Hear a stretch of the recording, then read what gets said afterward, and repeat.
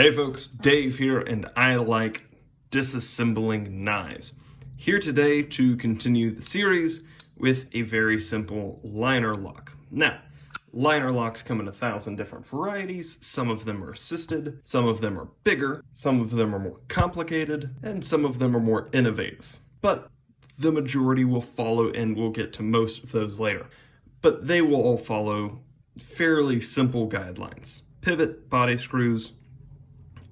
Some of them will have an internal liner, such as this Ontario Rat. You can see that both sides have liners, whereas on this one, there's only one liner, and it's the lock side. So we're going to get around to taking this thing apart. This is the Kershaw Fraxion, for those of you playing at home, and I'm going to talk about this a little bit more in depth a little bit later. Hopefully this is a captured pivot. I just realized that I forgot to check. Yes, it seems to be. Okay, so we can take the pivot out. It's a good start. So to clean this, we're going to take the pivot out first. I have a small tray up there where I put all the screws. I try to keep them in order, but I can't always. What are you turning? I don't know if you can hear that, but something is popping and I don't know what it is.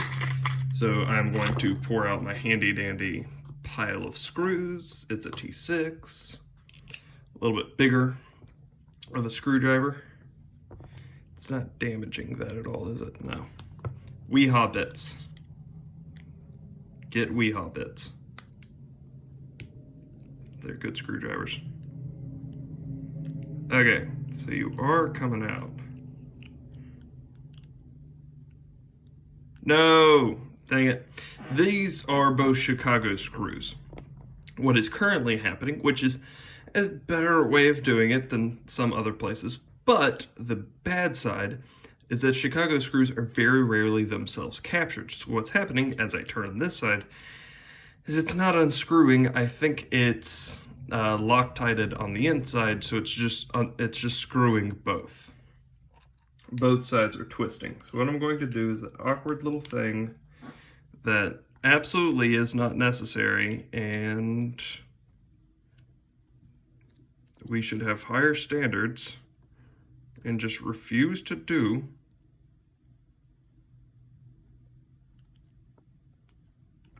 But that is so loctited. Hot diggity. Half of this video is just going to be me trying to get this thing free. These I really like for quick access screwdrivers. Unfortunately, they do not have very good grip. So, I'm going to have to pull on a bigger boy. Alright, one of you is going to unscrew.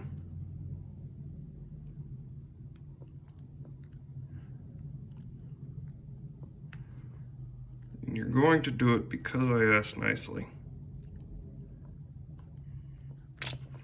But I don't know what side is unscrewing. Okay, this side is. Sweet.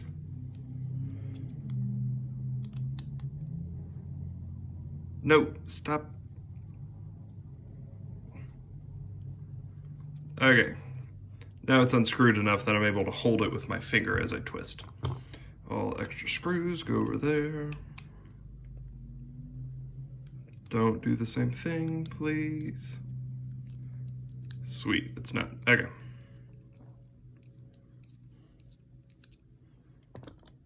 Oh gosh. Look at all that Loctite. That is so unnecessary on a body screw. You don't have to soak it that deep. Ugh, where's my little stabby bit? There's my little stabby bit. Sharp little needle point thing, man. No. Don't drop these tiny little screws.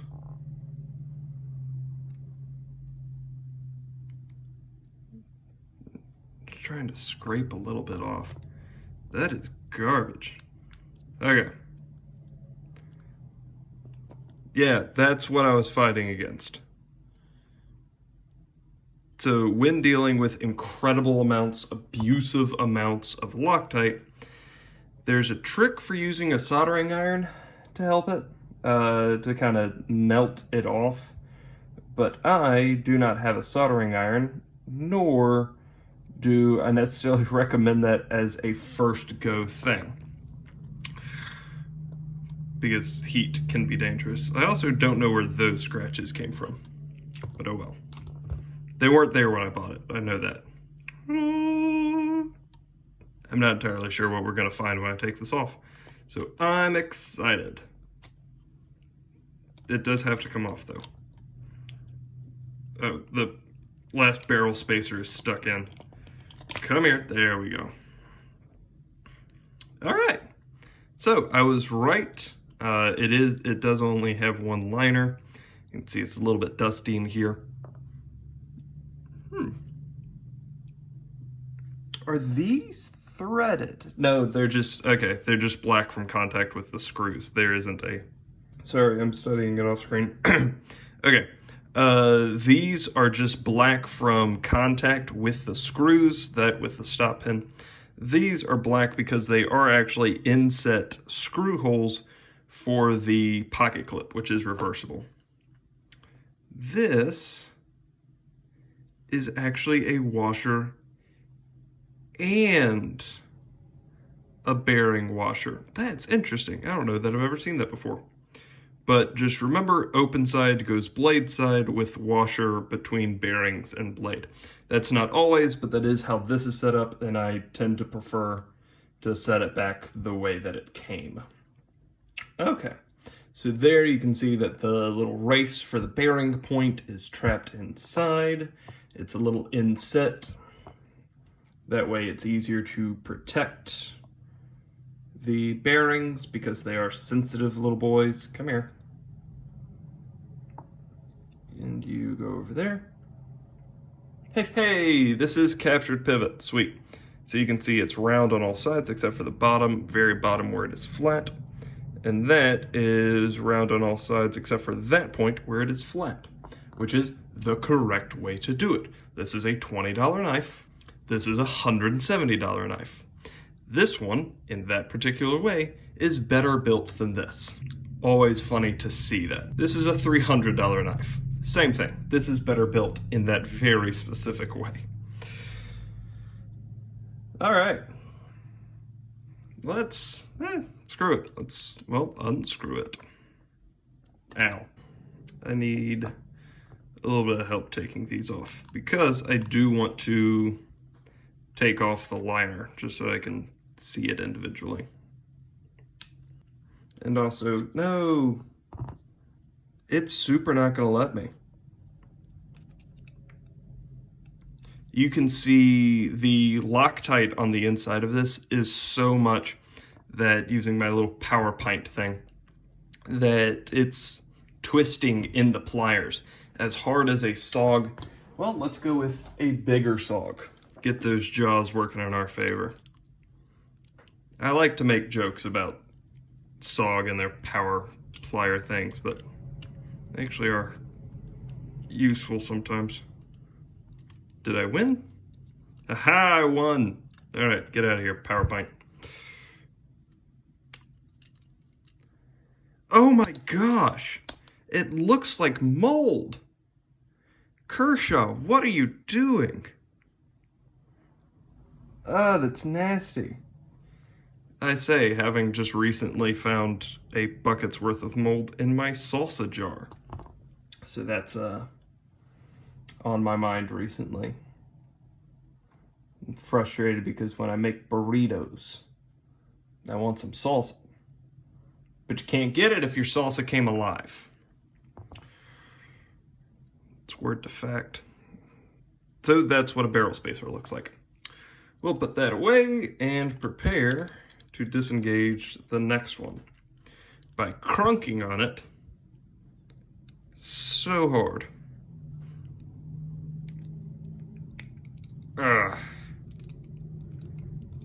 There we go. Okay.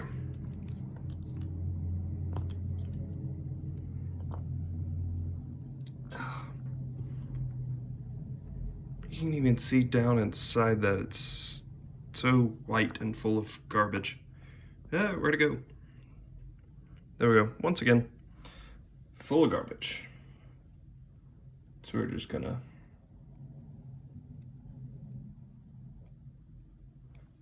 scrape a little bit of you off. I do have some alcohol spray over here that I'm gonna try to decongest it with. And oh no, the pocket clip, which I was not planning on taking off, is actually screwed into the liners. So we are going to take you off and we're going to put you in a separate box.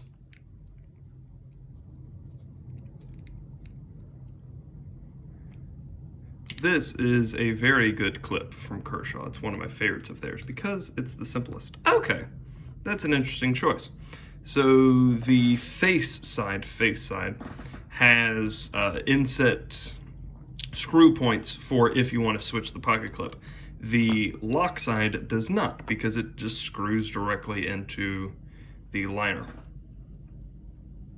It's interesting. I like that the inside has a little bit of milling out, even though as light as this knife is, and as cheaply constructed as it is, it still takes time out to, well, once again, do just a little bit more than on the $300 ET. I'm going to leave you for a quick second because A, I want to take a picture to use as a thumbnail of this fully deconstructed, and B, there's a FedEx guy that just brought a massive box to my front door, and I wasn't expecting a massive box brought to my front door. So I'm going to do that and then check that out, and then I'll be right back. Bye. Okay. Took the opportunity to clean my screws. Turns out it was a chair that I ordered and canceled from IKEA some time ago, so apparently I have a new desk chair. Be very careful ordering things from IKEA. Going to the store is fine, it's a really cool place, but be careful ordering things. I've had several issues from them recently. Anyway, now that we are completely disassembled and the picture has been taken, allow us to clean it. So what we're going to do is really just give everything a bit of a rub down. There's a little bit of dust all up on the inside of this that I'd like to get out. Just making everything just a little bit cleaner. This liner is especially where you can see just a little bit of nasty. This is far and away not a hard use piece, but it is something that in a particularly emotionally nasty period of my life, I carried quite a lot. Because it, well, as I stated on the offset, is a good knife. Has some incredible flaws. A little bit of gold, a little bit of garbage going in with everything, but generally speaking, it's pretty fine. Gotta get in there and definitely squidge out that. The bearing race, look at it, it's nasty.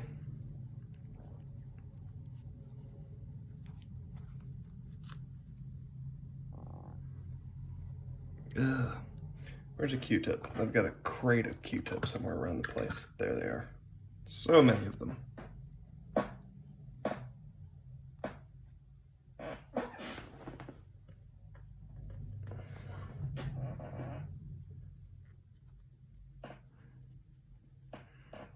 Just get in there and clean it. And if you would like to do your own disassemblies and cleanouts, in the absence, that's just scraped into the metal, that's not coming out.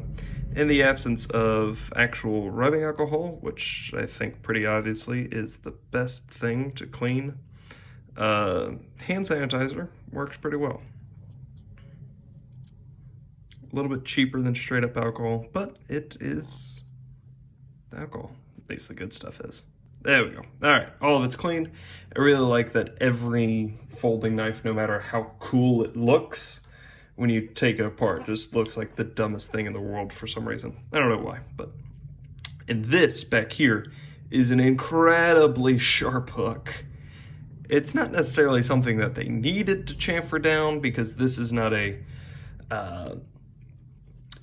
tactile point, something that the end user is going to be touching, but still, man, you can hit that with a little bit of a sander, right? You can see that burr so high. The slant is to contact and engage with the lock bar.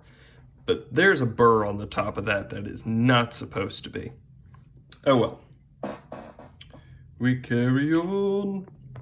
What we are going to do now is put everything back together. Now that it's clean, now that it's washed out,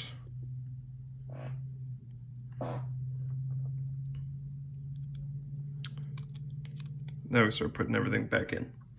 And the fun part, and the method by which I will judge the success or failure of this particular mission, is if I am able to get the action back the way that it was, because Kershaw Fraxion, bearings and so forth, has an incredible action. When I first got it, like, I was legitimately confused because I know that it is a manual knife, but it feels assisted, and it legitimately freaked me out for a little while. Just realized I was off camera. I am just wiping down these washers because these are very thin, not the highest quality little boys. There's a little bit of knurling around the edges, unfortunately. These are not cherry, but whatever. So what we are going to do is, using my cheap little pivot lube, is we are going to lube this pivot, and if I can get it back to being even better than it was, what a glorious day that will be. Go in, go in, go in. Okay.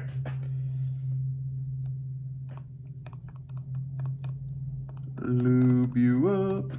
Okay.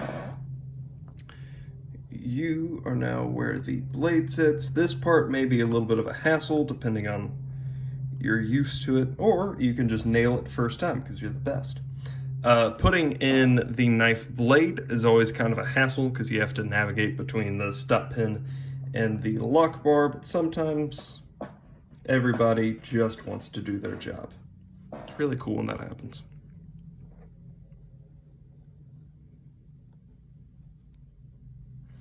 You know, good old metal washers. Again, as cheap as this knife is, they invested hardcore in that pivot. Not a whole lot in the rest of it, but hardcore investment in that pivot, which I absolutely appreciate. It's a shame that not every knife is so invested in the pivot. There we go. Now that everything is more than sufficiently lubed, we start to sandwich this puppy. What needs to happen? You need to happen, and it's these are the barrel spacers. You can see that on each side there's a little point where they go into those holes. So that'll sit right there, and that'll sit right there, and those will be pinched in, which again, I appreciate. That's the correct way to do barrel spacers. The real hassle is when things don't pinch in the way that they're supposed to. Ah, no! You're supposed to pinch in the way that you're supposed to. Pinch in, I say. Okay, go away, pivot lube. Good old hops number 9. Pivot loop number 9. Alright, no. Stop pin. You gotta go in. I can't get my head around the camera to actually see what's happening. Where are you? Are these different sizes? I've seen that before, where one end of the stop pin is thinner than the other. No, it's not. It's just not working. So we're going to sit that there for a second so that we can drop that back in. And then Re-engage, that ought to be good. Never put your finger on a live blade like I just did. Why is that hole there? I just noticed. Is that just a weight reduction hole? Yeah, in the blade itself. Or is that, all right. I might be screwing up everything that I just did, but I want to see. Yeah, that's just a weight reduction hole, I guess. Cool.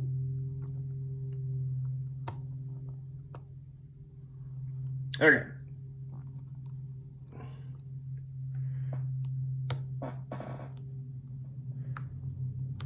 Now we put everything back in. So what we're going to start doing is, like putting a tire on, is make sure everything is screwed in lightly, because you are going to have to go back and around a couple of times just to make sure everything's working the way it's supposed to. So because I don't want a lot of crunk on this,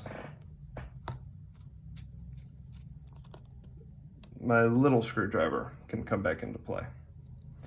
Now I know that that just popped off. There we go.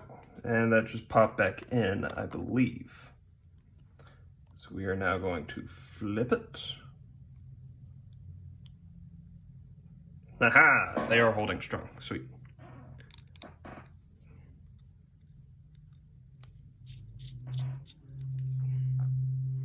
All right, just get the...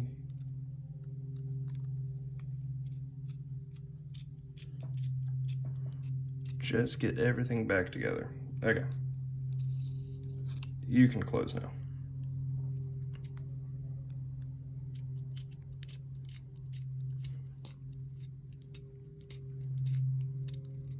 Okay. You've tightened as much as you want to.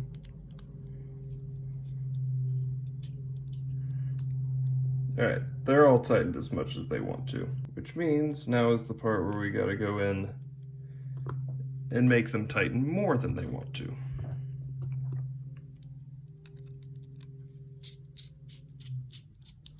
Cinch you the rest of the way down. Will that help pinch you at all? No, but the finger trick helps again.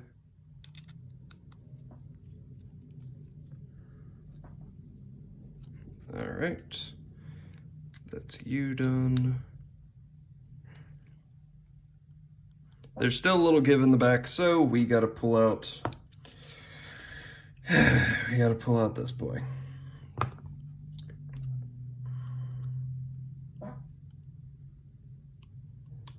Put it actually in the hole would help. And where's the back side? There we go. Tighten. So that ought to be about done. Then we're going to tighten you. No, go in. Stop making horrible squeaking sounds. There we go. Oh, that's good. That's good stuff. Unfortunately, I do have to ruin it for a very quick second. So now that it's properly pinched and everything is back in its proper hole, we are going to take the pivot back out for just a second to be a small hypocrite, but not a big one. I don't know if y'all were just able to see the spider bite on my elbow, but it itches like crazy. Don't get bit by spiders. At least I wasn't bitten by an angry one, so it only itches. It ain't gonna kill me. What I just did is used Loctite, the blue stuff that comes off super easily, just to make sure that when I get this pivot where I want it to be, that it doesn't ask too many questions to the contrary. Got it sent down. Hold up, is this one of those?